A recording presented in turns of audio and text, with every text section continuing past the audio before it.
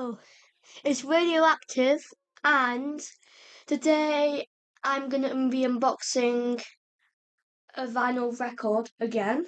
So the people who have watched my last video of me unboxing the works, I'm sure you enjoyed that. So hopefully you'll enjoy this. So the vinyl I'm gonna be unboxing today is called Hyperdrama by a French electronic duo Justice, and the album features some good songs on, and I can't wait for you to show it you. This is the album cover. So you may not know, on all of their albums, the front cover's always a 3D cross. So this one's sort of advanced. It has this sort of human body type design. Like you can see the spines there. They're like brain or mind, like some bones and stuff. It looks really, really futuristic, and that's what I like about the illustrations of this album. Then on the back you have this sort of spaceship where there's seats there, like all of technology, and then the two members are walking out of it, and then you can see this sort of like light there. And this is the gatefold. So this one is pulling this one's tie, and it's like lighting up.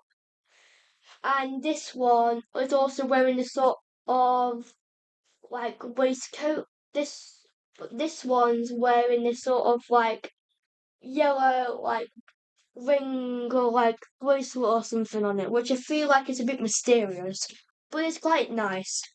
So on the vinyl you have uh three on each side of the first vinyl. I've got to say there is a complaint that has been going on that when you play the vinyl, it actually skips, which means it actually like doesn't play all of it, but it plays a bit of it. It did have really, really good sound quality. It's just that the skipping, I don't really listen to it a lot because of that. But apart from that, it's a really, really good album. Well, the first time I heard of Justice was when I read a book about Daft Punk, which I love, and they was in it, and then a few months ago, not a few months ago, but early 2024, they like dropped this album out. I didn't really know much.